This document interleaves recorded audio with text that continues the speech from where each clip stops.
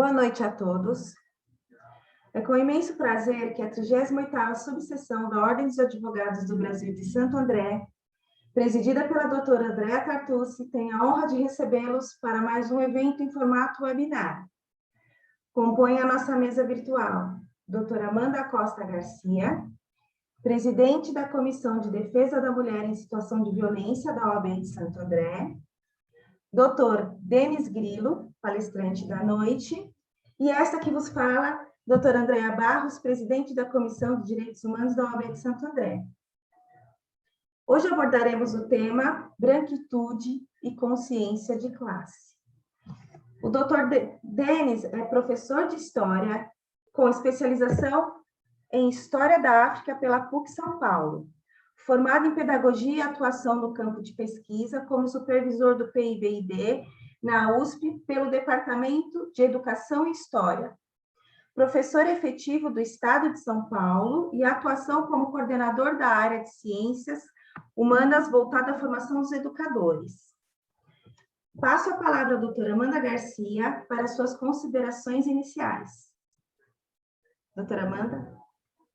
Boa noite a todas, todos e todas. É com muito prazer que iniciamos essa palestra. Eu cumprimento a nossa presidente, a doutora Andréa Tartucci, e agradeço pelas oportunidades de sempre estarmos aqui fazendo formação para enriquecimento técnico e pessoal da comissão e de todos os colegas presentes. Hoje a gente vai falar de um tema desconfortável, um tema necessário, é uma conversa de pessoa branca para pessoa branca, para que nós tenhamos consciência dos nossos privilégios e que hoje ser antirracista é necessário e é um dos compromissos da nossa comissão, porque o combate à violência contra a mulher, ele está amparado em 3 pilares, né? Raça, classe e gênero. Então, é muito importante que nós entendamos os problemas e onde a gente precisa mudar o nosso comportamento, onde a gente precisa atuar de uma forma mais efetiva para que a gente chegue num país mais justo, mais igualitário.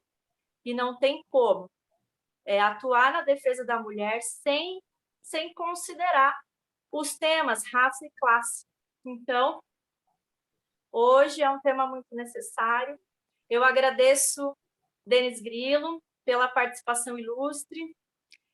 É uma pessoa que fala do tema com propriedade, com amorosidade, e é com muito prazer que eu inicio os trabalhos e eu devolvo a fala para a doutora Andréa. Obrigada, doutora Amanda. Passo a palavra para o palestrante da noite, doutor Denis Grilo, para início dos trabalhos. Doutor. Boa noite a todos, todas, todes. Todo amor que houver nessa vida, assim que eu inicio sempre minhas aulas. Agradecer imensamente a oportunidade que a OAB, na figura da doutora Andréa Tartucci, que é presidenta, que é muito bom, quanto sociedade temos presidentas, né, mulheres. Agradecer também a presidente da comissão, a doutora Amanda, e também a doutora Andréa, e a todos que me recepcionaram aqui até agora, da OAB. E dizer que, assim, não sou o doutor, sou o professor. Eu gosto de colocar assim, e mais, eu gosto de me colocar como educador, porque o educador é aquele que tem a consciência, a plena convicção de que só aprende aquele que ensina e só ensina aquele que aprende, porque é um processo simultâneo. Então, para abrir essa noite de diálogo, é imprescindível dizer, primeiro, que o racismo, para mim, quanto historiador, mas também quanto ser humano, quanto pai, quanto cidadão, quanto pensador, quanto artista e tudo mais, o racismo ele é um vazio ético lamentável, lastimável, asqueroso e que foi construído. Sendo assim, portanto, é nosso dever desconstruí-lo, destruí-lo, dizimá-lo. E é através, como bem disse a doutora Amanda, é através da amorosidade e da resistência, e aí enaltecendo a figura do mestre Paulo Freire, que fez agora seu centenário, e frase que tenho tatuada em meu braço, dizer que não há educação sem amor, e que o amor é revolucionário, e com a firmeza podemos transformar tudo. E para iniciar o trabalho de hoje, esse diálogo que eu pretendo que é um diálogo para todos, mas que fomenta um incômodo, um desconforto para nós brancos, e logo vocês vão entender, eu construí aqui uma sequência, eu tentei pensar metodologicamente uma sequência que de forma alguma busca aqui esgotar o tema. Primeiro porque, infelizmente e muito tardiamente, o tema branquitude ele começou a ser discutido de fato agora a partir dos anos 2000. Então você vê, nós temos uma história do mundo, uma história colonial, uma história do racismo muito longa, e o branco, como etnia, que depois eu vou elaborar melhor isso, mas quanto povo, ele não foi estudado dessa forma. E é justamente aí que nós temos um grande problema. Então, iniciar essa fala reafirmando mais uma vez. De forma alguma a gente vai esgotar o assunto, né? Então a gente está inaugurando algumas das muitas possibilidades que espero eu tenhamos de conversar sobre. É um assunto que, de fato, como a doutora Amanda disse, causa desconforto. Por quê? Porque nós vamos falar de privilégios.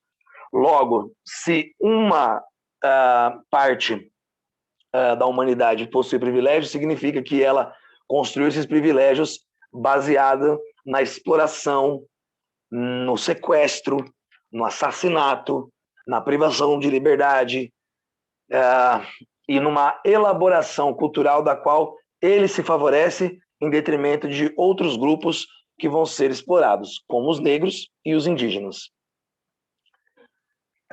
Então a gente precisa olhar para isso e dialogar. Então, mais uma vez, reforçar agradecer à OAB pela oportunidade e vamos lá.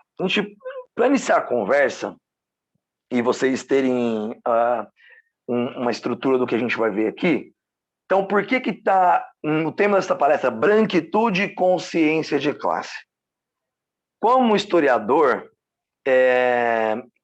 nas minhas diversas perspectivas e análises, estudos e tudo mais, e hoje, mesmo olhando para outros cientistas da filologia, como Noam Chomsky, ou mesmo alguns sociólogos e filósofos muito importantes, como o Bauman, que faleceu há pouco e tudo mais, eu acho impossível nós darmos conta de um tema do qual lide com poder, porque tem a ver com o poder, e quando eu falo de poder, eu estou falando de poder político, logo, dos direitos ou a falta deles, e, portanto, coisas que se traduziram em leis ao longo da história.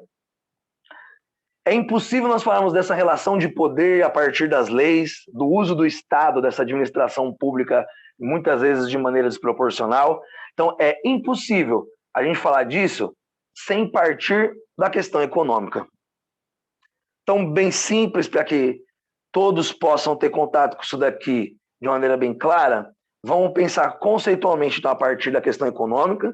Então, no primeiro momento, a gente vai pensar no que é ciência, no que é história, pensar, então, na questão da consciência de classe, num segundo momento, já dando mais voltas, pensando na questão da equidade e também nas consequências do poder econômico criar, né, um poder narrativo.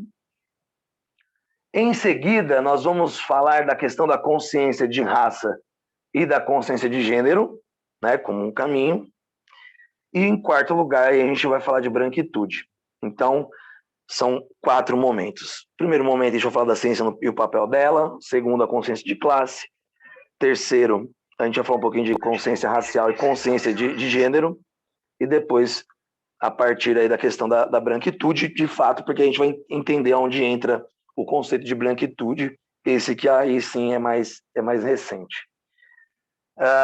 Vamos lá, então.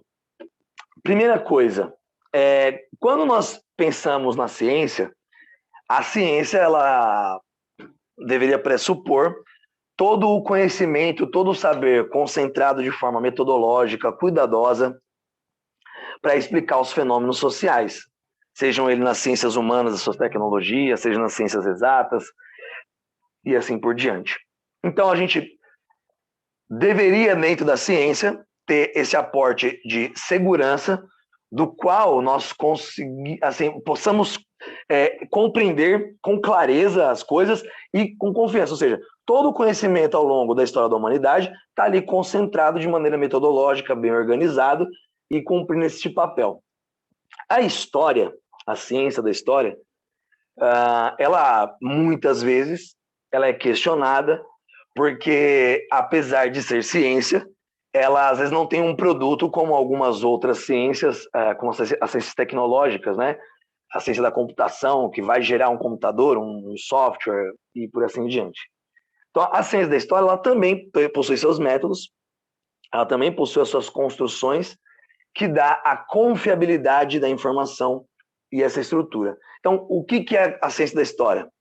É a ciência que busca, através da pesquisa, da análise, portanto, das diversas analogias, das comparações.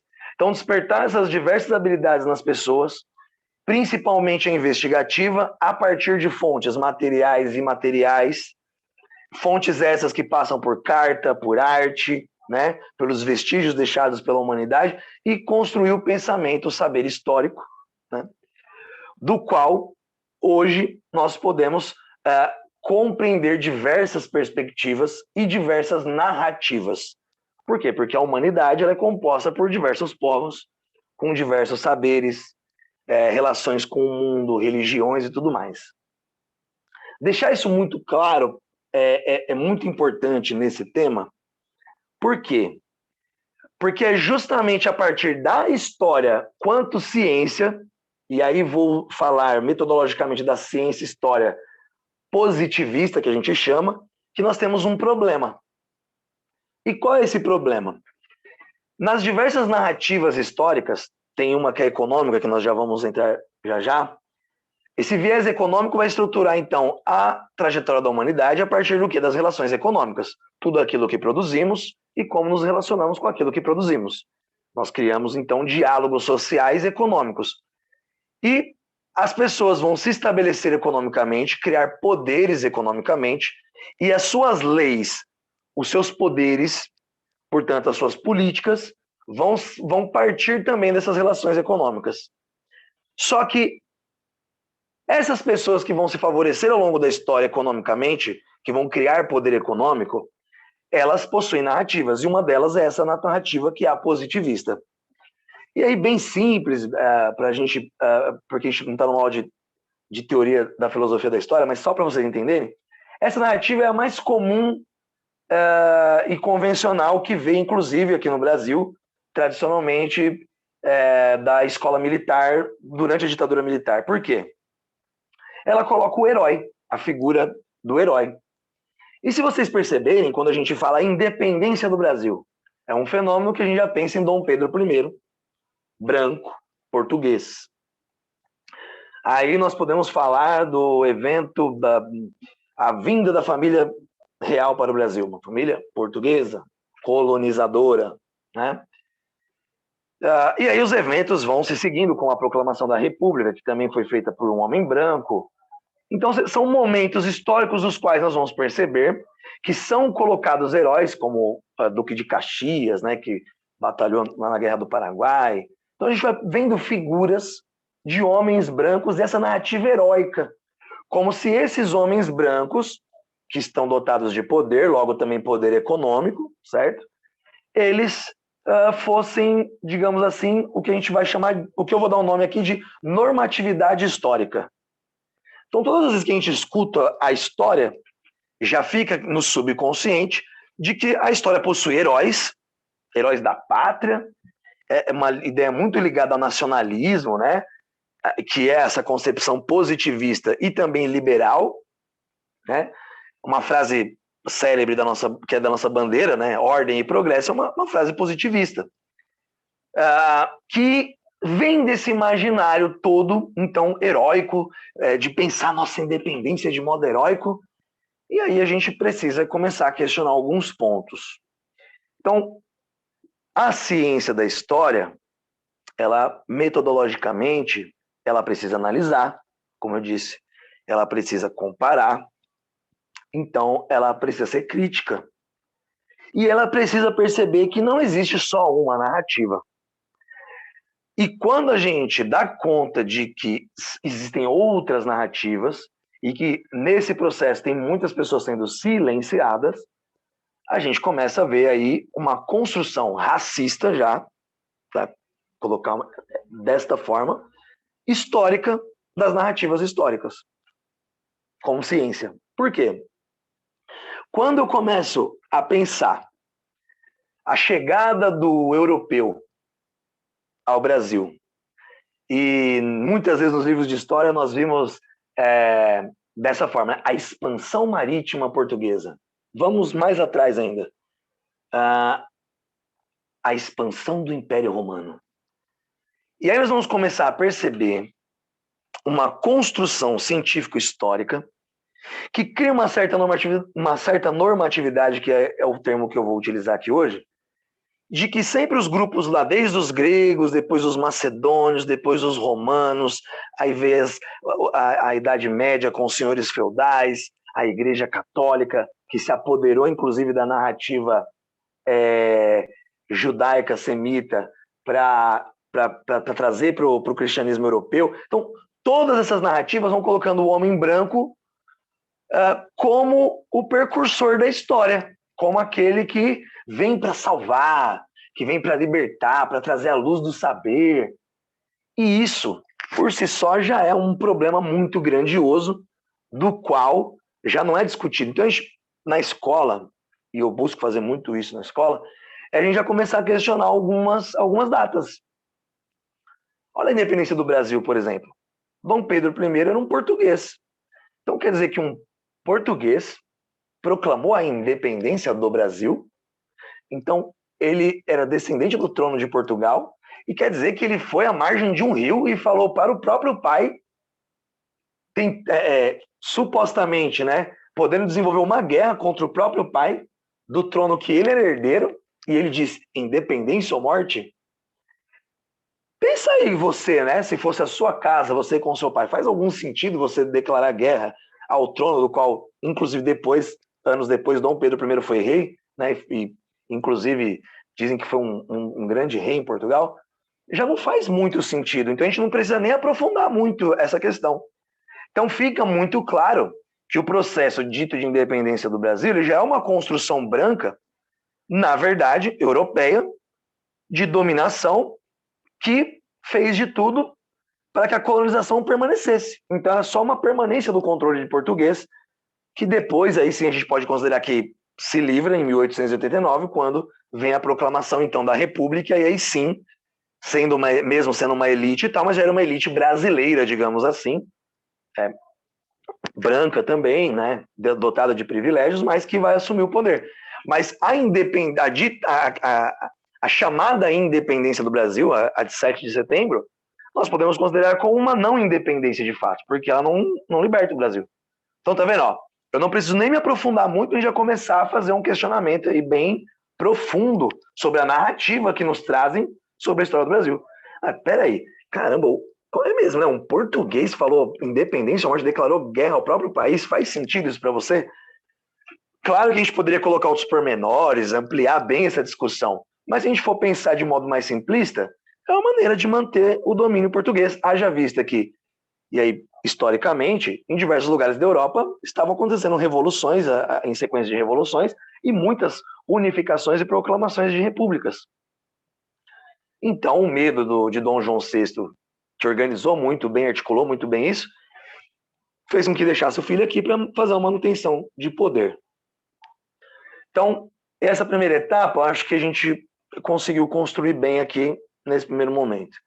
Então, a gente tem que entender que a ciência tem que cumprir um papel de segurança informativa e de que nem sempre isso é possível, porque, às vezes, as narrativas, por uma questão de poder econômico, elas ficam nas mãos de um só. E aí, antes da gente entrar na questão da consciência de classe, eu vou ampliar agora essa discussão. Eu conheci em 2009 a Chimamanda Ngozi Adichie. Talvez alguns de vocês que estejam aqui agora comigo já tenham escutado sobre ela. Mas para quem nunca ouviu falar, Chimamanda Adichie, ela é uma autora, ela se intitula uma contadora de histórias, fez faculdade nos Estados Unidos, mas ela é da nação nigeriana. Ela é uma mulher nigeriana, uma mulher negra, né? E ela criou um conceito a partir de 2009 que ficou muito famoso, que ela intitula como o perigo de uma história única. Então, os perigos de uma história única, né? O que seria isso? O perigo da história única está linkado justamente com essa normatividade que eu venho falando desde o início, que tem muito a ver com a construção econômica dos europeus, portanto, então, o poder político e econômico dos europeus ao longo da história, que criou uma narrativa no cinema, na arte, na música, de uma beleza, de uma estética, seja ela religiosa, seja ela política, seja ela filosófica, seja a estética da beleza física mesmo, né, da dita beleza, porque é muito relativo, a beleza, né, relativa, mas se criou essas concepções de que a beleza parte da cultura europeia, logo do branco. E aí a Chimamanda Adichie, ela cita algumas coisas, por exemplo, um mercador chamado John Locke, que era londrino, que em 1571, enquanto ele fazia ali uma navegação pela costa norte da África, que ele intitulou os africanos subsaarianos, né, como bestas sem casas, e que na poesia ele dizia: eles também são pessoas sem cabeças que têm sua boca e seus olhos em seus seios. Essa fala da Chimamanda, ela até diz que quando ela lia isso, ela ria, de certa forma, pela criatividade do John Locke.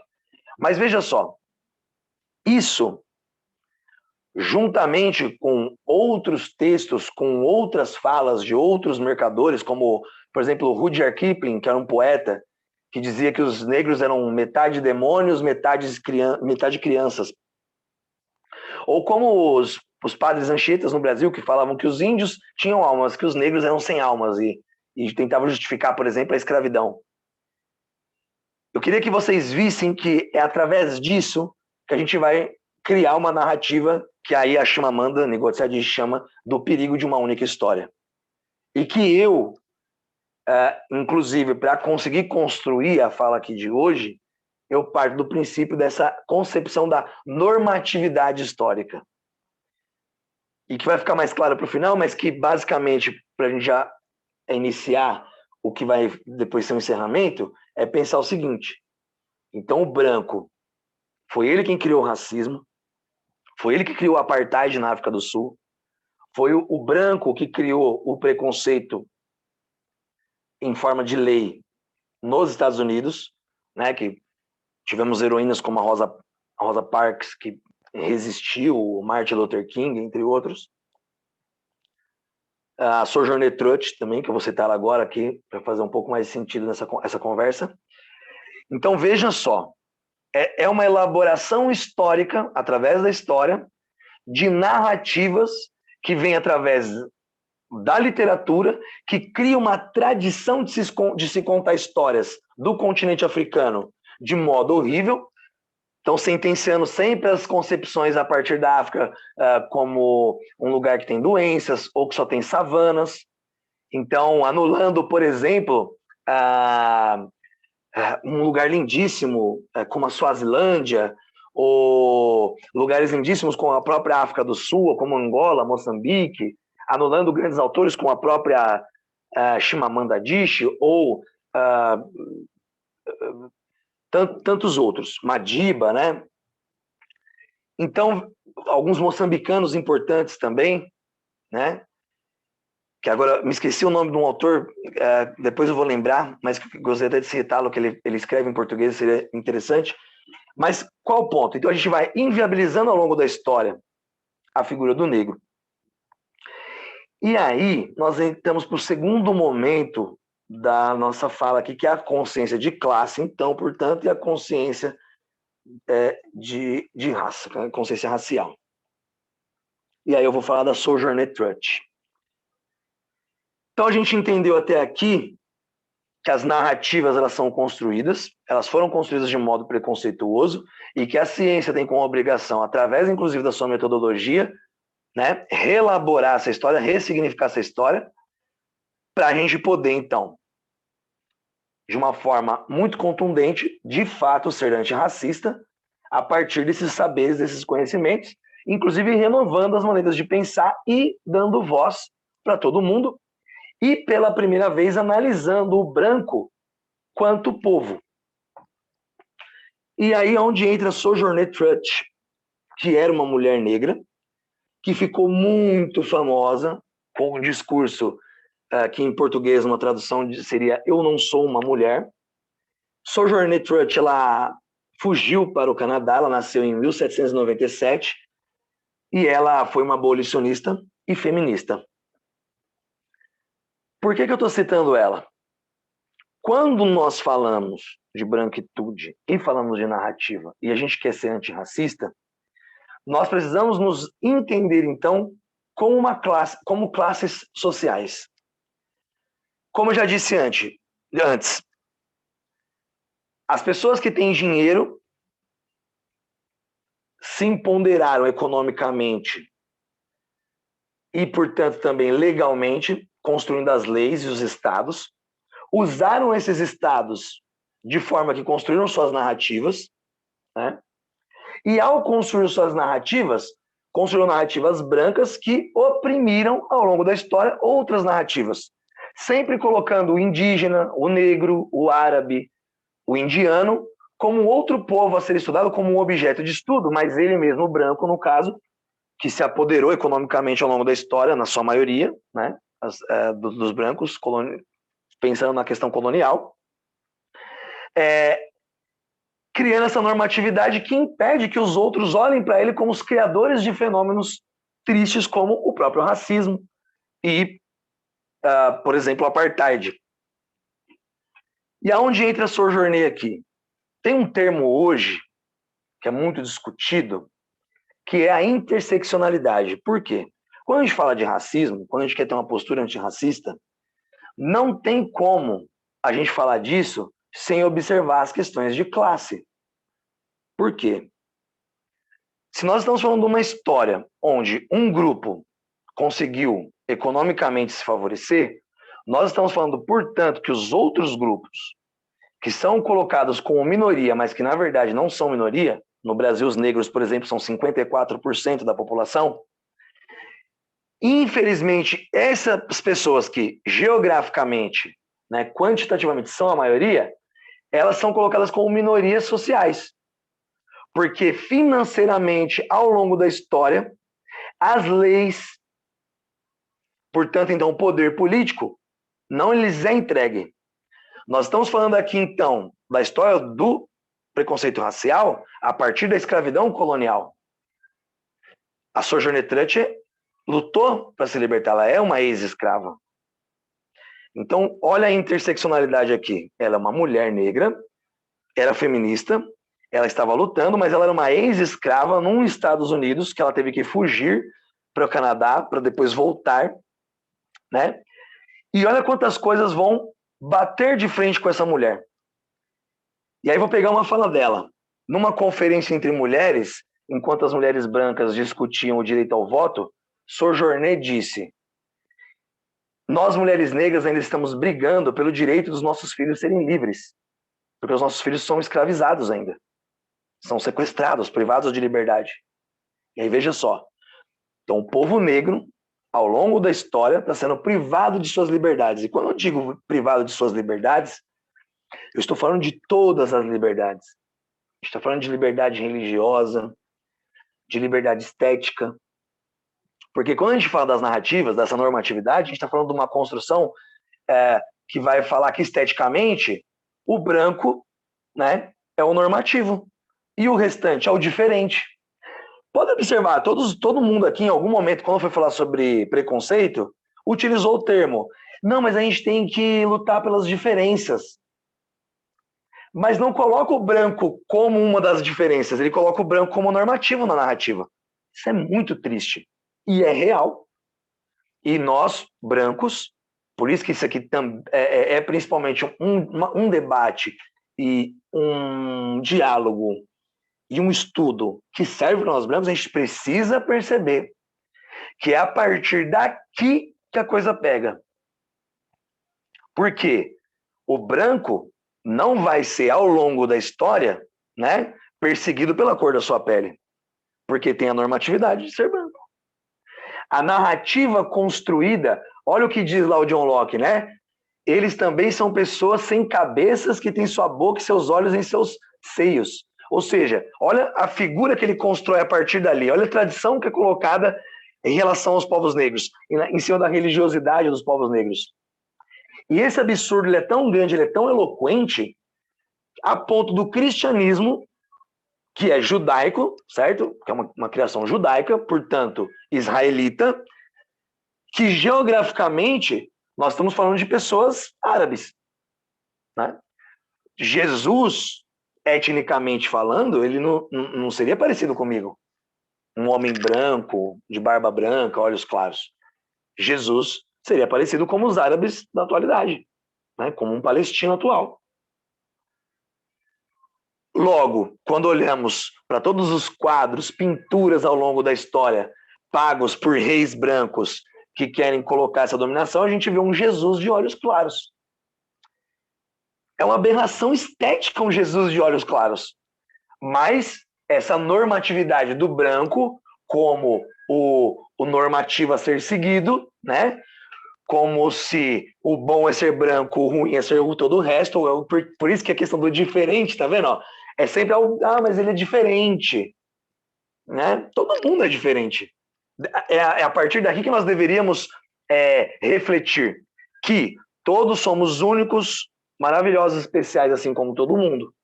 Mas a construção histórica não é assim. O discurso histórico não é assim. E veja, ele está vinculado à questão da classe. Por quê? Ao longo da trajetória humana, quem construiu o poder econômico construiu também controle narrativo. E esse controle narrativo é o que criou essa normatividade, que a Chimamanda chama do perigo da história única. Mas veja, a história única, a própria Chimamanda, ela dá um exemplo que é muito interessante, que ela viveu muito tempo nos Estados Unidos e estava tendo o debate das imigrações quando ela estava lá, e que ela ficou acompanhando pela TV, e que direto falavam sobre os mexicanos. Ela disse que uma certa vez ela foi para Guadalajara, e quando ela chegou em Guadalajara, ela tomou um susto, porque ela viu as pessoas nos mercados fazendo tortilhas, porque ela viu os trabalhadores, as pessoas pegando ônibus, e ela sentiu vergonha dela mesma, porque ela falou que ela tinha sido vítima ali da história única, porque ela não buscou a discussão dos mexicanos em relação à imigração. Ela ficou só focada nas falas da televisão americana, que falava da expoliação do sistema de saúde, ou seja, como os mexicanos estavam chegando ali e acabando com a infraestrutura do Estado americano, né? Então veja só, todos nós, se não estarmos atentos às diversas perspectivas, e aí eu volto na questão da ciência da história, que é de analisar, comparar, verificar e investigar, nós vamos estar fadados a replicar tudo isso. E para a gente encerrar esse segundo bloco agora, eu queria contemplar o seguinte. Muitas pessoas brancas, e eu poderia até me colocar como exemplo, que vêm de famílias mais humildes, que tem que trabalhar muito, que teve que pegar ônibus lotado. Quem aqui já teve que pegar ônibus, que teve que pagar a própria faculdade, ou que não conseguiu terminar a faculdade, mas está aqui, ou que está cursando, mesmo sendo branco, mas que tem que dividir o lanche com alguém na cantina da universidade, que seja, e que tem aquela realidade ou de comunidade de periferia, como eu tive ao longo da minha vida, aqui tem uma construção importante de consciência de classe, que é a seguinte. O branco pobre, ele também é uma boa parcela da população, haja vista que rico são raros, né? Ser rico é raridade, porque é concentração de riqueza. Mas o branco ele tem privilégios, mesmo o branco pobre. E eu entendo a dificuldade histórica e narrativa também de muitos brancos conseguirem perceber esse privilégio que ele tem. Quando eu estava andando de ônibus, 5h30 da manhã, indo para Diadema, quando eu tinha 19 anos, e que eu às vezes ficava sem jantar até às 11, não tinha dinheiro para comprar as apostilas e estava ali e tal, eu ficava refletindo qual era o privilégio, né, que eu tinha. Eu tinha dificuldade de entender esse privilégio, porque para mim era muito duro, muito difícil. Mas quando eu comecei a estudar, a investigar, a analisar, e comecei a perceber que coisas simples como entrar num supermercado, como não ser parado pela polícia, como ser olhado com uma certa normatividade por quem me entrevista, eu comecei a perceber que eu tinha privilégios. Não eram privilégios como o do branco que tem uma limusine ou pega helicóptero, óbvio que não é esse privilégio. Mas são privilégios que me permitiram, por exemplo, acabar a faculdade, enquanto muitos amigos negros entraram para as estatísticas que são gritantes. Do mesmo lugar que eu vim. Que tinham até talvez dificuldades semelhantes econômicas. Mas aí que esbarra a questão racial. Por quê? Porque as narrativas, ao longo do tempo, tornaram a corrida para eles muito mais difícil. E aí, quando nós pegamos para falar das histórias particulares, a corrida para quem é mulher é muito mais difícil do que para quem é homem num país como o Brasil. A corrida de vida, de trabalhar, de estudar para quem é negro, é muito mais difícil do que para quem é branco. Por quê? Porque nós temos, historicamente, ao comparar, leis que foram construídas por brancos de forma que criava privilégios para os brancos, enquanto para os negros tudo era dificultado.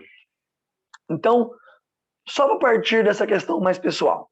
Veja só, se a sua história de vida, por exemplo, a história dos seus avós, já influenciou a história dos seus pais, que influenciou a sua, que te trouxe ou facilidades ou dificuldades, vamos imaginar agora uma projeção do Brasil a partir de 1837. A primeira lei de educação, que proibiu os negros de estudar. Então já começa uma construção aqui. Nós estamos falando da proibição do estudo para os negros. Depois, 1850, os negros não podem ter propriedade. Depois, 1871, a lei do ventre livre. Como que um bebê vai ser livre? Como um bebê fica sem sua mãe? Então ele permanece escravo. Depois, 1885, lei do sexagenário. Ou seja, a pessoa já estava tão adoecida, tão adoecida mesmo, literalmente, assim, fisicamente, mentalmente, de uma vida como escravizado, como sequestrado, como privado, que muitas vezes ele continuava naquela situação de escravização, né, de sequestro. Termo, inclusive, que eu gostaria de enfatizar. Nós precisamos tratar a escravização como escravização, porque escravidão torna o termo como se tivesse uma natureza, e não há natureza na escravidão. É escravização, é sequestro, é privação da liberdade. Tá? Então vejam, nós temos um histórico de leis imenso que vai favorecer o branco e vai criar enfrentamentos cada vez maiores para os negros. E eu poderia citar aqui a proibição de eventos religiosos, da própria capoeira, de uma série de coisas que os negros vão sofrer ao longo da história. Enquanto isso, o branco está indo na sua missa, o branco está indo no seu culto religioso, enquanto isso, o branco está vivendo a vida dele. Quando eu digo branco quanto etnia, quanto povo. Ele não está sendo fadado a isso. É óbvio que pelas questões econômicas os brancos pobres estão sofrendo alguns problemas, mas ele não está sofrendo as atrocidades de qual o povo negro vai passar. E aí, por exemplo, tem o professor Ramatiz, ele é aqui da UFABC, eu pude ir no lançamento do livro dele, eu até queria citar aqui, para ser bastante emblemático com ele, professor negro, muito fundamental, e ele tem um livro que ele chama... Ah, meu Deus, eu me perdi só um pouquinho nas minhas anotações, da Dr. Ramatiz. Aqui. Desigualdade Racial no Brasil, o nome do livro dele, Causas e Consequências. E na palestra que ele dava do lançamento do livro dele, ele falava dos mecanismos que levaram à exclusão dos negros pós-abolição. Porque o impedimento de propriedade, o impedimento de ingressar na escola, a gente poderia citar até outros. Você tem algumas questões que, além do racismo que vai sofrer o negro, porque, obviamente, ao longo da história do negro, quanto escravizado, ele vai sofrer inúmeras perseguições da sua cultura, da sua existência, pela cor da sua pele, pela textura do seu cabelo e tudo mais. Nós temos também que muitos negros, infelizmente, eram analfabetos. Então, isso já tem um impedimento ali. Segundo, ele é um ex-escravo, que não é a mesma coisa só classe, é um adicional de você ser um ex-escravo. Porque a gente tem que lembrar que nem todo negro no Brasil era escravo. Mas aí você se torna um ex-escravizado.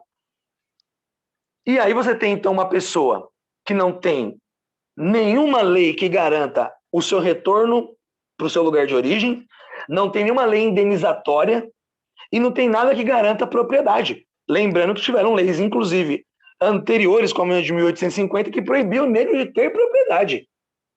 Então, nós estamos falando aqui de uma privação de direitos que vai causar raízes históricas que privilegiam nós brancos, mesmo os brancos pobres.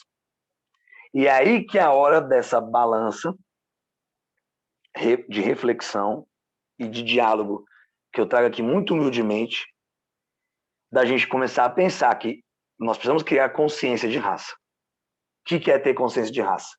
É compreender, portanto, que ao longo da história, principalmente por conta da escravidão colonial e por conta da criação narrativa branca, infelizmente, nós temos privilégios. Dá nojo pensar nisso, é triste, precisamos liquidar com isso, mas eles existem.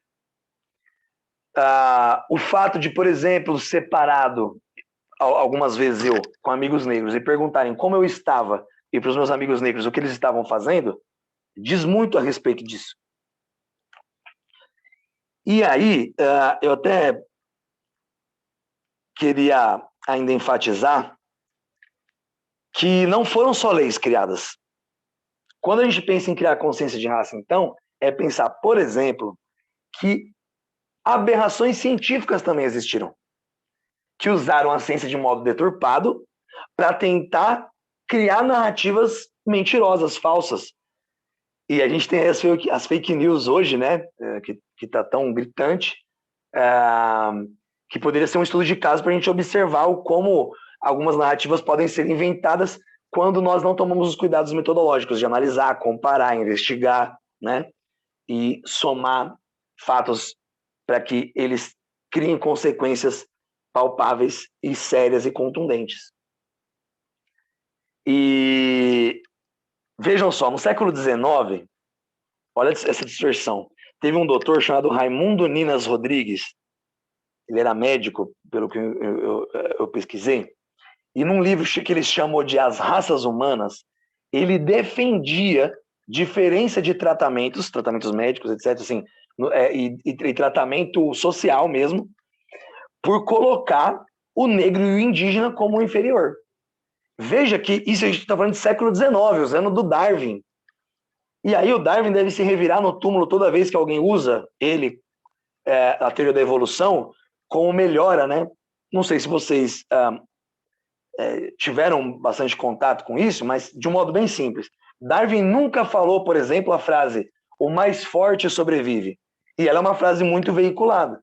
Na verdade, Darwin percebeu que ao longo da trajetória de toda a existência de vida, existia um ciclo que ele dá o nome de evolutivo, que tem uma única regra: seleção natural.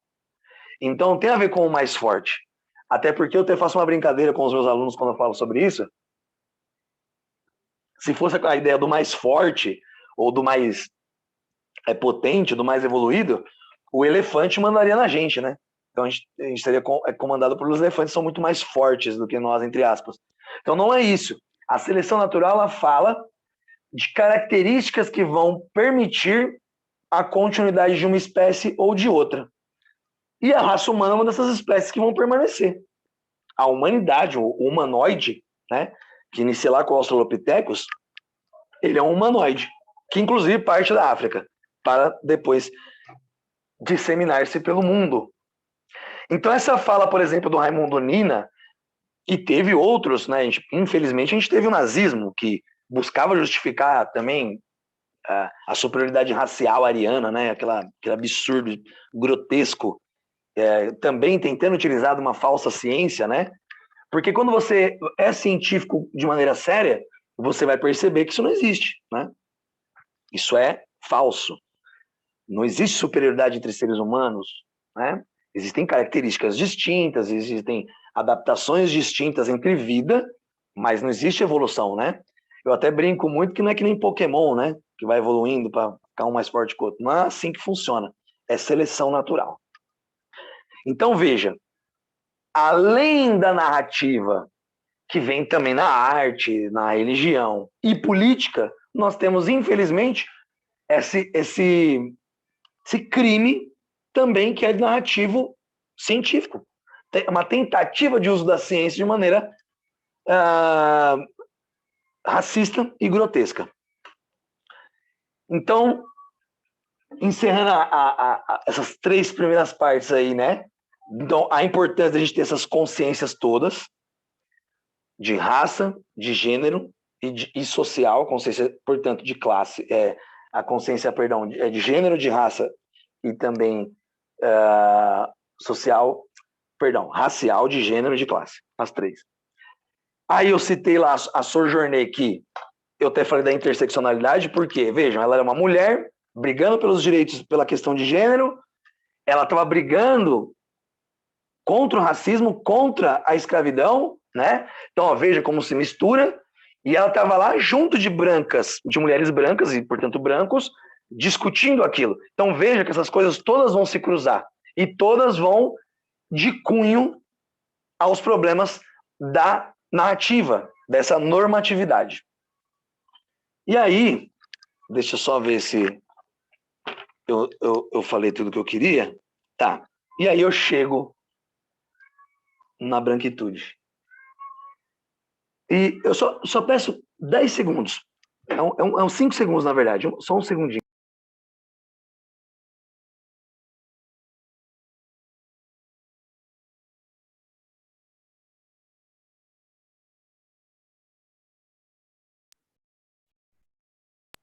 Peço desculpas que um dos meus filhos felinos chorava na porta e tive que abrir, né, para que ele pudesse entrar. Desculpa. Então vamos lá, branquitude. Chegamos no assunto de fato, né? Então eu tentei criar aqui toda uma linha metodológica para ficar bem claro. Então, o que eu vou falar agora que é até simples, já vai ser bem breve agora. E eu já vou encerrar, e aí vou abrir para, se eu puder ajudar a responder alguma pergunta, ou pelo menos para que a gente possa dialogar um pouquinho antes de encerrar, né? Mas eu tentei criar essa linha para a gente ter essas diversas consciências, então. Citar, então, a Chimamanda Adichie, que é um referencial importante da questão da narrativa. Reforçar ela, então. Reforçar também a Sojourner, que nos traz essa luz da questão da interseccionalidade, que nos faz perceber que antes de lutar por direitos das mulheres para o voto, tinham direitos dos negros sendo ali, né, retirados. e que esses fenômenos todos eles vão se encontrar em diversas histórias, inclusive histórias nossas pessoais também. E antes de entrar na branquitude, até ia citar um exemplo.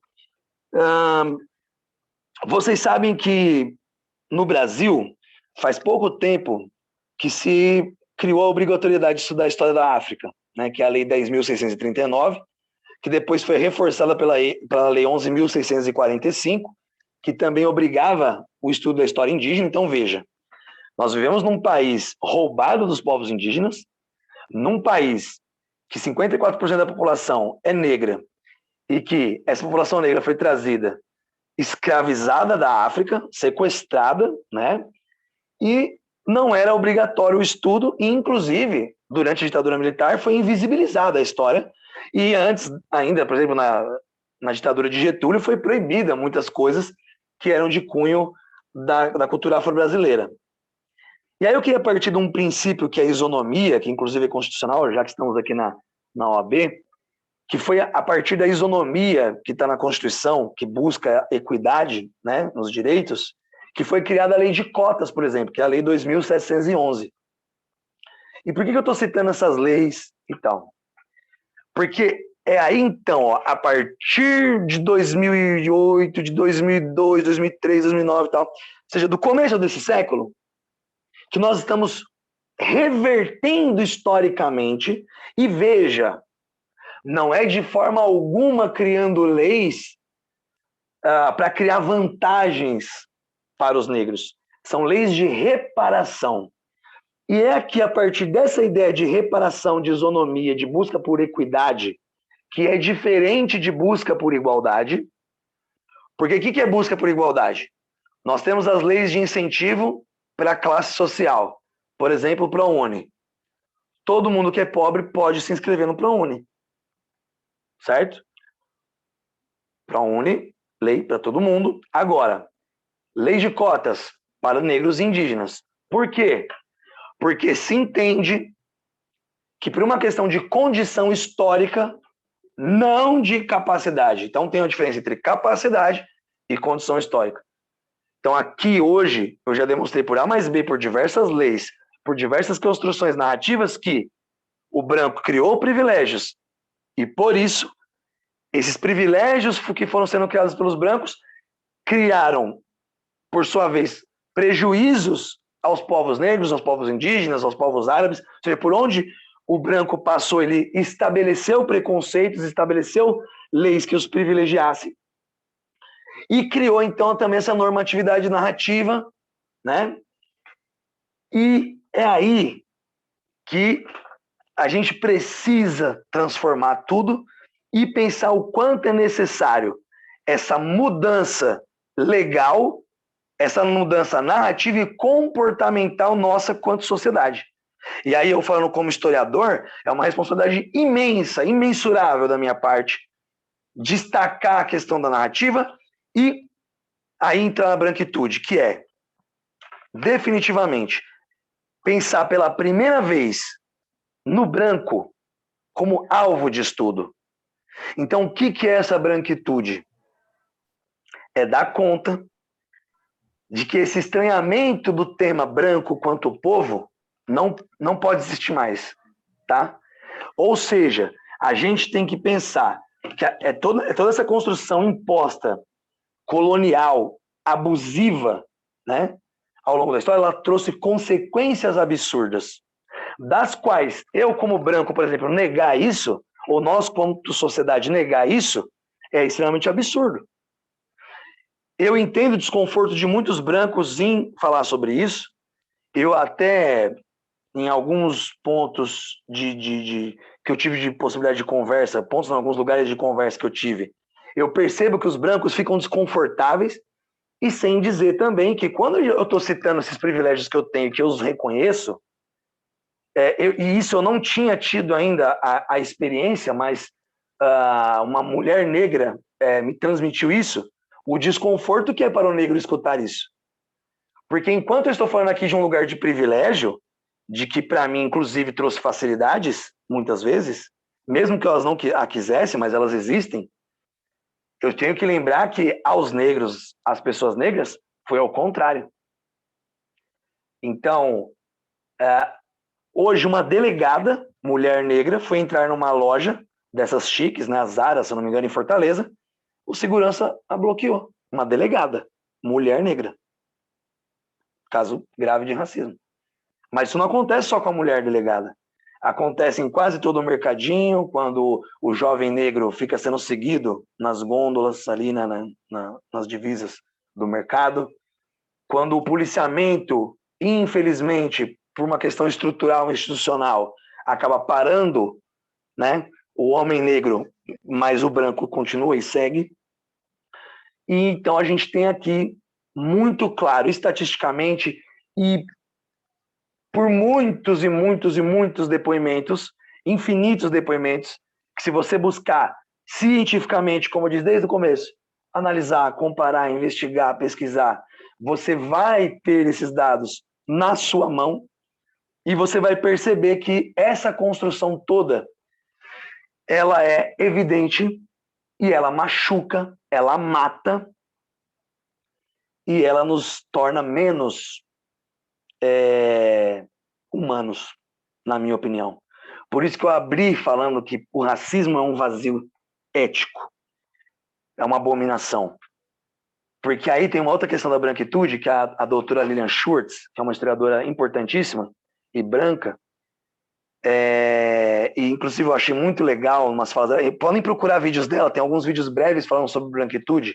É a Lilian Schurtz, ela é muito importante como historiadora, uma mulher branca, e quando ela fala que ela mesma já se viu, por exemplo, mais atenta quando um negro passou, pela forma que tem as construções narrativas e tal. E ela fala que a gente precisa quebrar, na discussão de branquitude, o mito da harmonia racial no Brasil, ou o mito da democracia racial, né? Porque assim, a gente precisa entender, isso é uma afirmação quanto historiador, o racismo é um fenômeno branco. Não foi o negro que criou o racismo. Já disse lá atrás, não foi o negro que criou o apartheid. Ele foi vítima disso. Então, nós, brancos da atualidade, não podemos negar que, quanto povo, os europeus, e aí por si, a construção do branco, é uma construção de privilégios sociais. Todos os brancos são privilegiados economicamente? Não. Mas, quando nós pensamos nas possibilidades sociais ao longo da história, ao branco foi criadas as possibilidades que para o negro não foi criado. Enquanto o negro foi liberto e foi privado de estudo, de direito à propriedade, foram trazidos imigrantes italianos para um embranquecimento da população brasileira. E isso foi construído através dos livros. Registro, gente. Isso foi registrado. O Estado brasileiro queria embranquecer. E homens como Raimundo Ninas Rodrigues vão criar livros para tentar amenizar essas questões. Padres como os jesuítas vão construir narrações dizendo que os negros não tinham alma, para justificar a escravização. Esses absurdos são os brancos que criaram. E eu não estou falando aqui que a gente tem que ficar quanto branco hoje e pensar assim, mas eu tenho a culpa. Não, a gente não tem a culpa atualmente, mas você vai ter culpa, ou não vou dizer culpa, mas você vai ser, digamos assim, cúmplice desse racismo se você não pensar de modo antirracista, se você não pensar na branquitude, se você não pensar nos seus privilégios. E acima de pensar esses privilégios, acima de identificá-los, acima de admiti-los, lutar contra eles. Buscar equidade. É aí que está o X da questão. E Paulo Freire, que é um educador que eu admiro muito, ele diz que só é possível transformar tudo, né, assim, à nossa volta, se a gente está no mundo e com o mundo. O branco precisa tirar essa normatividade da cabeça, quanto povo, quanto etnia, de que ele é o mundo, de que ele está no mundo e o mundo está acompanhando ele. Ele precisa entrar no mundo com o mundo. Porque são os grandes capitalistas, são homens brancos que estão destruindo a natureza, que estão depredando. O dono da Shell, da Petrobras, aí, não, da Petrobras, perdão, estatal, da Shell, de outras petroleiras, né, não sei porque eu falei Petrobras, pensei em petróleo, pensei em Petrobras, peço desculpas, mas como a Shell mesmo, são homens brancos que estão destruindo o meio ambiente, os meios de vida, e isso é histórico. E isso está fundamentado em diversas leis que se estabeleceram pelo poder econômico e tudo mais. Então, a branquitude, quanto conceito que espero, assim como espero que outros historiadores, que outras pessoas brancas, que outros pensadores brancos também se incomodem, então, que o branco, quanto povo e etnia, né, ele precisa compreender que ele não foi massacrado ao longo da história. Ele precisa entender que ele não foi massacrado quanto à sua cor, quanto à sua etnia, quanto à sua religiosidade, quanto aos seus costumes e quanto à sua estética. E que, na verdade, ainda, ele criou narrativas publicitárias cinematográficas que, infelizmente, pioraram as situações do negro ao longo da história. E para ir já encerrando, tem uma ONG chamada Mama Hope, que ela falou dos estereótipos negros no cinema, e é um vídeo que eu já usei em algumas aulas minhas, e essa ONG ela traz assim 4 homens negros, africanos, não me lembro agora o país, mas porque são tantas coisas que a gente vê, mas eram 4 homens africanos, só que eles não eram do mesmo país, porque eles eram universitários.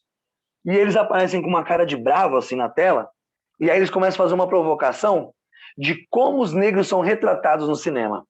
Então eles vão colocando diversos filmes onde os homens negros estão sempre com armas na mão, falando frases contundentes. Então toda aquela elaboração de muita violência do homem negro, de que um dia sem guerra é um dia que não vale a pena, e tudo mais.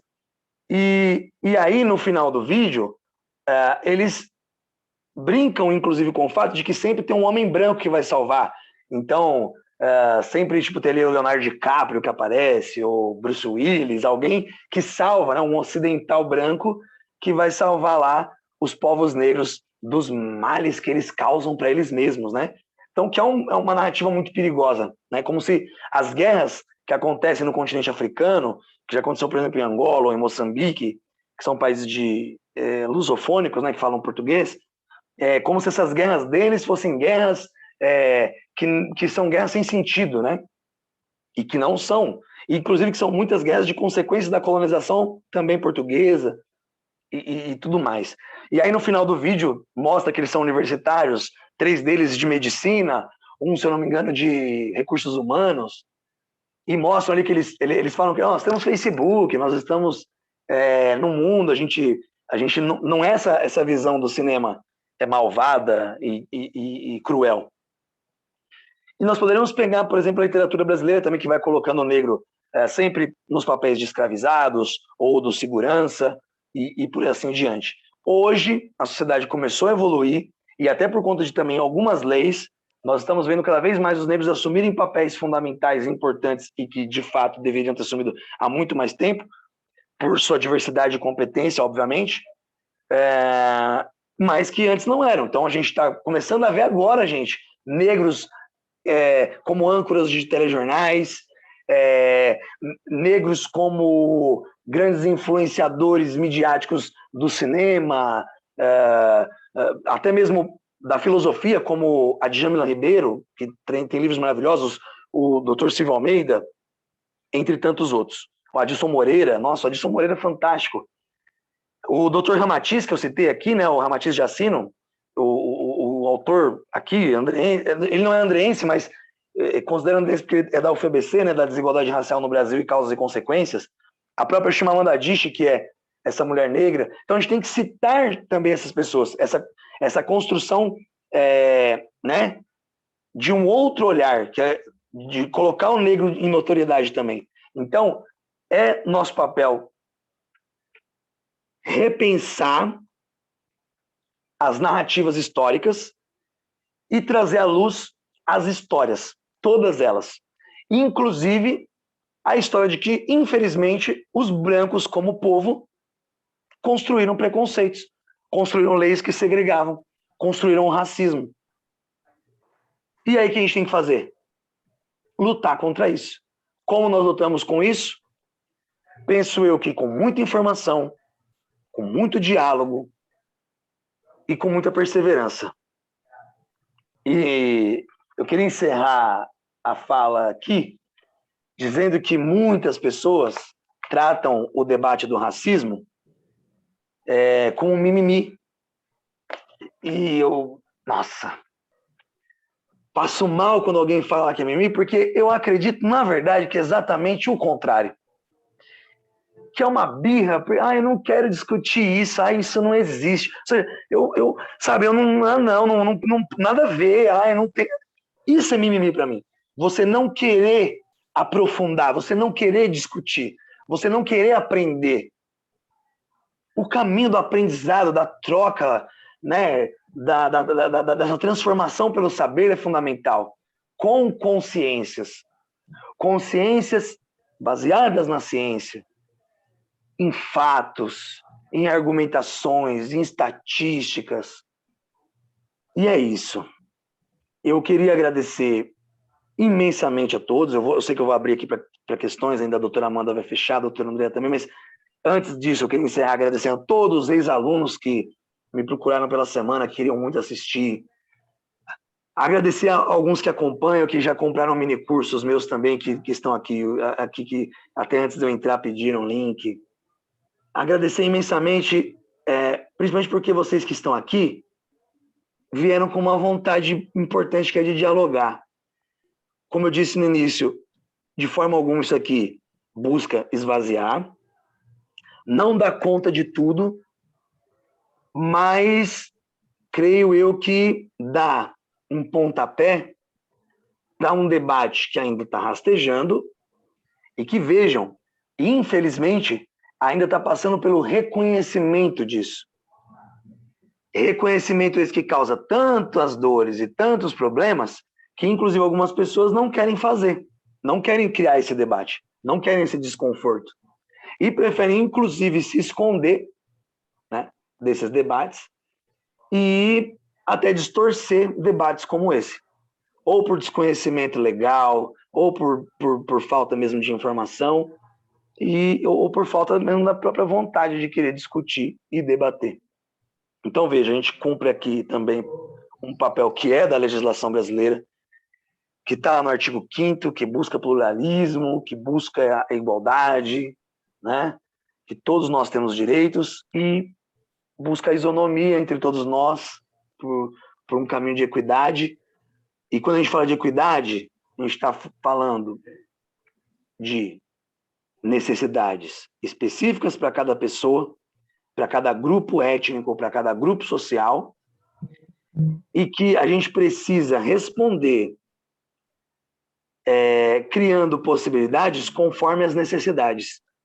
Então, se existe lei de cotas para os indígenas e para os povos negros, é porque ao longo da trajetória da história, a condição histórica para esses povos foi dificultada. Então, os acessos foram dificultados. Então, se a gente está buscando isonomia, equidade, a gente precisa criar leis que construam isso. E aí eu queria encerrar com uma fala aqui da consuleza francesa, lá em 2015, aqui no Brasil, Alexandra Baudet-Loras, que é a pronúncia correta, quando ela foi no Jô Soares, e ela silenciou todo mundo da plateia quando ela falou que ela, uma francesa, negra, consuleza, ela disse assim: eu sou contra as cotas.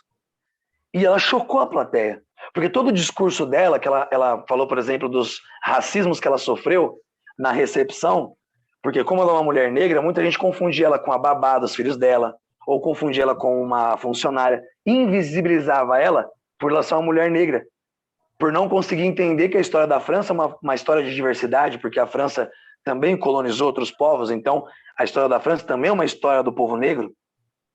E lá no Jô, ela ela falou desses racismos que ela sofreu, e aí ela apontou o seguinte, que apesar dela ser contra as cotas, ela não conseguia ver outra forma legal que reparasse historicamente todos os problemas causados. Então, obviamente, quando nós pensamos que vagas estão sendo garantidas para um grupo, pode parecer, às vezes, principalmente para quem é do senso comum, que isso está causando alguma vantagem. Mas espero que depois de hoje, principalmente, aí na cabeça de cada um de vocês, aí no íntimo de cada um de vocês, vocês consigam perceber que ao longo da trajetória da história humana, tiveram muito mais leis e narrativas que prejudicaram os negros e favoreceram os brancos do que uma mera lei de cotas, que é até pouco, se pensarmos todas essas atrocidades que eu citei até aqui. Então, muito obrigado. Todo amor governa esta vida, porque eu encerro sempre minhas aulas assim. E espero ter causado aqui um bom impacto em vocês e cumprido esse papel de diálogo. E abro agora para vocês aí encerrarem e fazer alguma pergunta ou algum diálogo para a gente finalizar. Muito obrigado. Professor Denis, muito obrigada. Esse tema é de extrema importância, né? Temos que realmente tocar na ferida, né? Tem que ser falado, tem que ser colocado. E a doutora Amanda é uma pessoa assim que também luta muito pelas né, questões igualitárias. E abro para a doutora Amanda agora para as considerações finais.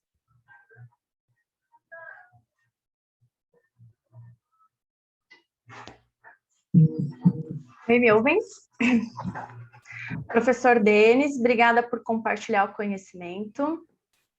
De fato, esses assuntos que deveriam ser óbvios não são, né? Parece até que a gente caminha na contramão quando traz esses temas para a defesa no dia a dia, né? Na maioria das vezes a gente se passa por uma pessoa chata, por uma pessoa que sempre trava os diálogos, né? Ai, tudo é racismo, tudo é machismo. Sim, a maioria das coisas do nosso comportamento, eles são, sim, racistas, machistas, sexistas. Então, assim, eu consegui aprender muito sobre as questões raciais nas rodas de conversa com as mulheres no curso de PLP também, através também das vivências na defesa da mulher em situação de violência, que a maioria das mulheres em situação de violência são mulheres negras, são mulheres pobres, e embora essa violência ela atinja toda e qualquer classe social e toda e qualquer mulher, né? E a reflexão que me vem, assim, com muita força, né? E que me convida sempre para essa desconstrução diária quem é racista? Todas as pessoas brancas, por conta da cultura, que ela está enraizada lá nas nossas entranhas, né? Então, quando eu escutei a primeira vez a leitura do texto da Sojourner, que o professor Denis citou aqui, quem nunca ouviu falar desse texto, procure, leia. É um texto potente, é um texto que dói, é um texto que te tira do lugar de acreditar que esse problema não é seu. Racismo, sim, é problema dos brancos, como o professor Denis disse, e nós precisamos estar ao lado das pessoas negras nesse combate, né? Os negros estão cansados de ensinar para a gente que aquela piada não é legal, que as pessoas morrem por conta desse comportamento, por conta dessa cultura, né? E a Sojourner, na carta, ela explica bastante a diferença das lutas das mulheres brancas com relação às mulheres negras. Ela diz muitas vezes, no meio dessa carta, ela era uma mulher que sabia ler e escrever, uma das mulheres para quem ela trabalhou ensinou ela, né? Então, ela escreveu uma carta para a liderança à época para dizer que enquanto as mulheres lutavam por direito a voto, ou porque conseguiam sim pular uma poça de água, uma poça no chão, né, para entrar nas carruagens, ela tinha os filhos vendidos na feira, ela tinha, acho que, se eu não me engano, 9 filhos que ela viu vender na feira de escravo, e todos esses filhos foram frutos de violência sexual, e ela dizia, e eu não sou mulher? Então, essa frase fica muito marcada, assim, na tristeza disso tudo e até para convidar para reflexão, né? A nossa luta era para o voto, a dela era para não ter um filho vendido, não necessariamente nessa ordem, mas só um exemplo bem distante para a gente começar a pensar sobre de onde parte a luta das pessoas negras e de onde parte a nossa luta. Por isso que em toda reunião eu convido as mulheres negras para o protagonismo, eu falo dessa necessidade. Então, Sojournée aí tem que ser lida, pesquisem, é um excelente texto. Eu anotei aqui sobre as dificuldades que a doutora Zaidan e a doutora Daniela trouxeram na palestra que elas fizeram em julho, no mês das pretas, e elas falaram muito sobre ser advogada e ser barrada na porta do fórum, em ser confundida com a parte, em serem confundidas com pessoas do serviço de limpeza do fórum, e do conforto no coração quando encontram um magistrado ou uma magistrada negra. Então, assim, quem perdeu essa palestra, está lá no nosso canal do YouTube, é uma excelente palestra. E eu falo um pouquinho sobre as mulheres, né? As mulheres negras são as que mais sofrem. O índice do feminicídio da mulher negra aumenta, enquanto da mulher branca diminui. É uma reflexão muito profunda. A mulher negra, ela é sexualizada, ela é invisibilizada, elas perdem os filhos por conta do genocídio da população negra. A expectativa de vida dos jovens e dos adolescentes são muito menores quando comparadas das pessoas brancas, né? Tem também a estigma de que a mulher negra suporta mais dor, então elas estão mais propensas a sofrer violências obstétricas. Então é um cenário muito triste. É um caminho muito longo que a gente tem para caminhar. Então, o primeiro passo é, não adianta falar, eu nunca escravizei ninguém. Ai, mas eu já namorei um negro. Ah, mas não dá mais para fazer isso. A gente precisa reconhecer o nosso privilégio e estar caminhando juntos com as pessoas negras para desconstruir essas violências, porque existe a igualdade formal na lei, mas na prática está muito longe disso acontecer, né? Então, a pergunta que eu trago, com amparo na narrativa que o professor Denis trouxe sobre o vazio ético, eu faço uma pergunta.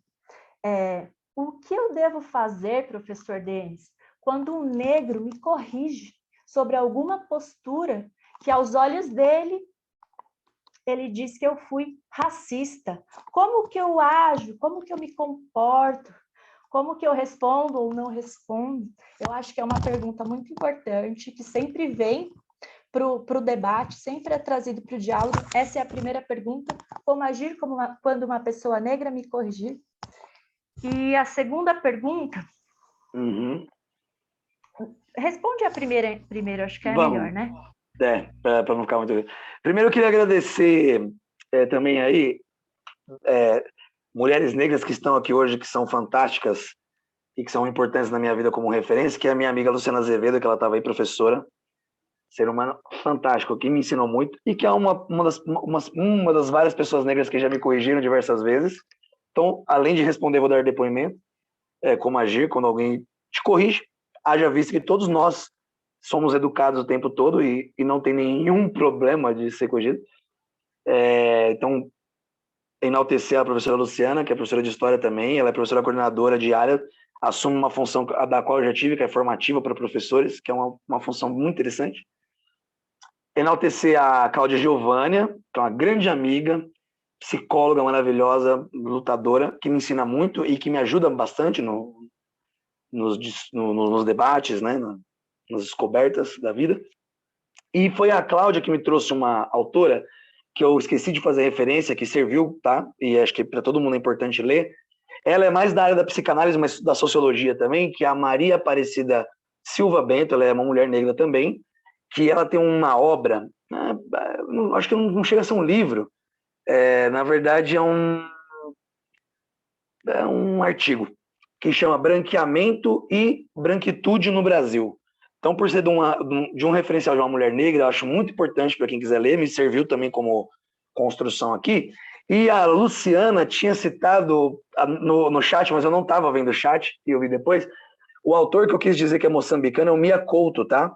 Apesar do Mia Couto ser branco, a gente até poderia trazer para um tema de um outro momento, mas existe também a questão do racismo geográfico. O Mia Couto ele é africano-moçambicano. E apesar dele ser branco, tem outras questões que não são só as identitárias que a gente poderia tratar sobre racismo. Mas aí eu não indicaria eu para dar essa palestra. Tem um professor Marcos Silva, que é filósofo negro, que ele poderia dar essa palestra. Eu indicaria para vocês da Ordem dos Advogados, trazer aqui também. É um doutor fantástico, Marcos Silva, e ele é doutor mesmo em filosofia, né? Eu sou professor especializado e gosto de ser tratado como professor. E a resposta é, como agir? Reflexão. Como a gente age quando alguém indica um erro? Eu acho que um erro grotesco, muitas vezes, e que eu já cometi, porque obviamente já fui jovem, nem sempre fui professor, nem sempre tive muitas leituras. Um erro muito crasso, às vezes a gente querer rebater, contra-argumentar. Eu posso até citar um caso meu, eu tenho vergonha, mas admito. Eu estava numa roda, foi inclusive no lançamento do livro do Desigualdade Racial no Brasil, do Dr. Ramatiz, que eu estava emocionado falando das questões de racismo, dos trabalhos que eu já tinha tido em escolas, e, gente, do fundo da minha alma, eu acreditei que uma professora, uma mulher negra, tinha encerrado a fala dela, e eu sou muito emocionado para falar. Eu tomei a fala, mas eu não percebi. E na roda, me corrigiram, olha, foi de uma elegância que eu não merecia, foi de uma amorosidade que eu não merecia. Mas eu fiquei com vergonha por meses. Sinceramente. Eu tenho vergonha quando lembro ainda. Mas hoje eu tenho um outro referencial de aprendizado. Então, como eu vou agir? Buscando analisar, comparar, perceber e ouvir. Por quê? Para o branco, o que resta quando o assunto é racismo?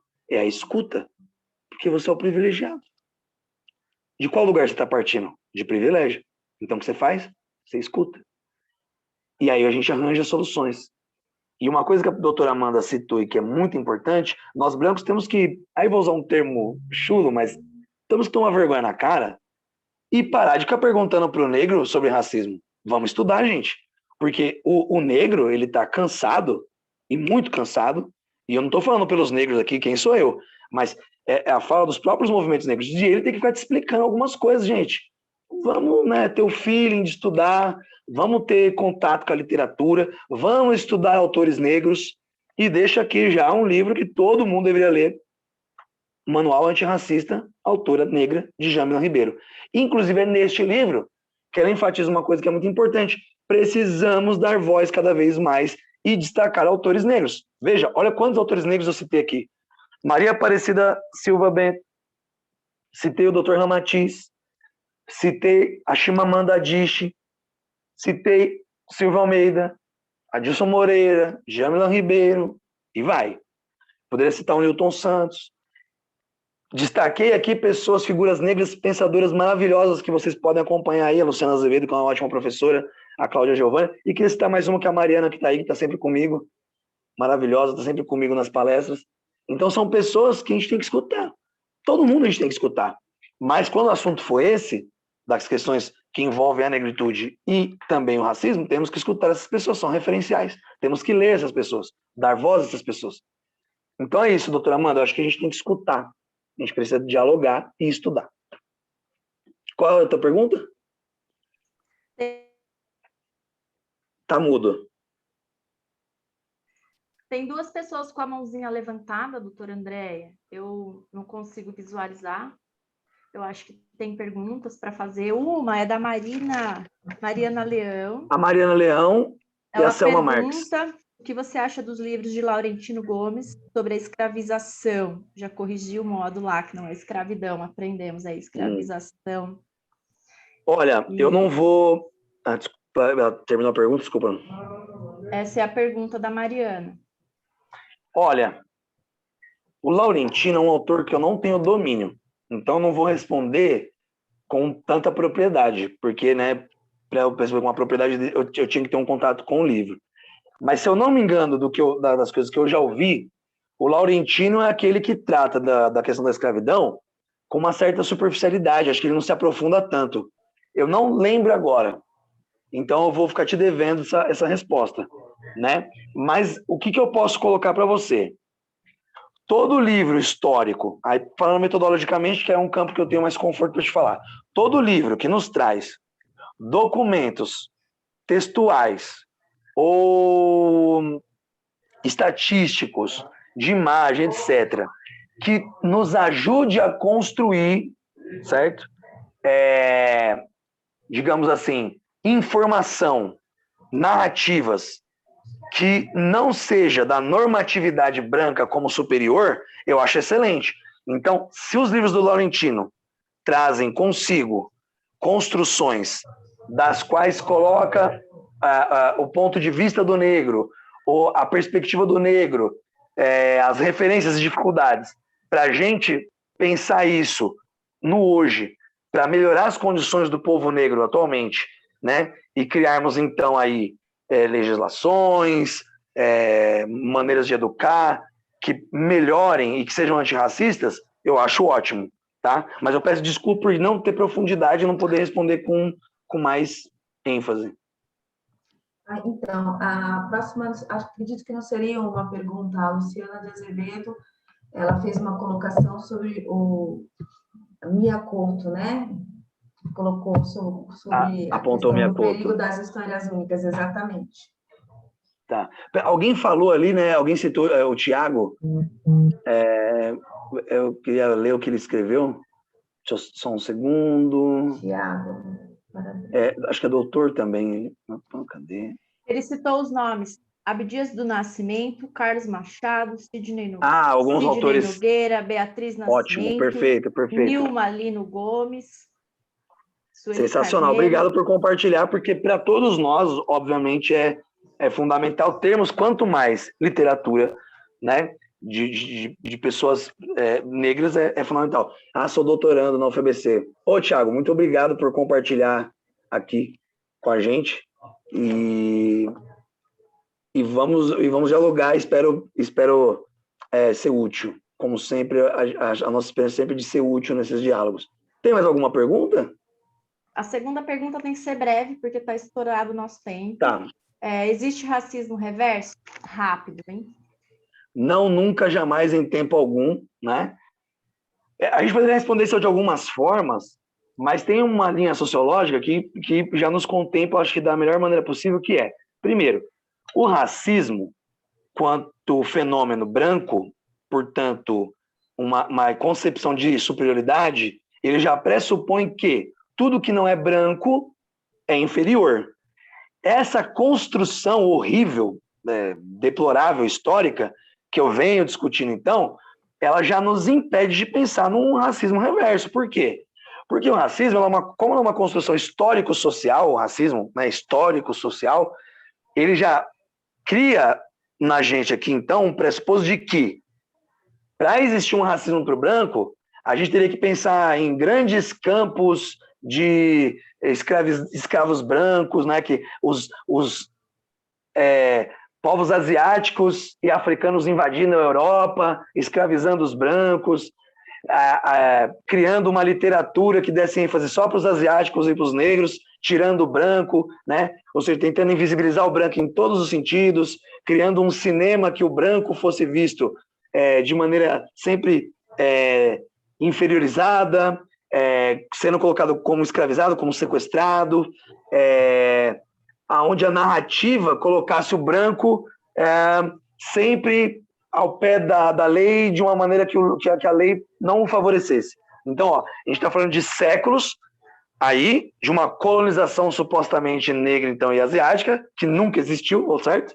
Então é impossível ter um racismo reverso. O que às vezes acontece é que alguns brancos sofrem alguns outros tipos de preconceitos e acreditam que aquilo tem cunho racista, mas não é. Não é racista, é uma ofensa, causa algum prejuízo, às vezes, para algum aspecto que para você individualmente particular é a sua dor, né, e tal, mas não é coletivo. Uma dor individualizada, você se incomodar porque alguém falou que você, que nem eu, que eu sou um bicho da goiaba porque eu sou muito branco, isso pode ser uma dor individual, mas que no contexto do cinema, dos quadros, da literatura no sentido geral, a gente sabe que não é assim. Alice no País das Maravilhas, a Branca de Neve, né? Dom Pedro I no quadro. Todo mundo que a gente vai falar aqui, nós vamos colocar figuras brancas como padrão estético, como padrão heróico e assim por diante. Então não dá para falar de racismo reverso, né? Não, é impossível falar de racismo reverso, não existe. Doutor, muito obrigada. Professor Denis, muito obrigada. Obrigado. Doutora Amanda, muito obrigada, como sempre, né? Então, eu vou finalizar, porque nós já estamos com o nosso tempo, assim, né, no limite. Então, eu gostaria de agradecer, e é uma honra tê-los aqui. Obrigado, professor Denis, por ter aceitado o nosso convite.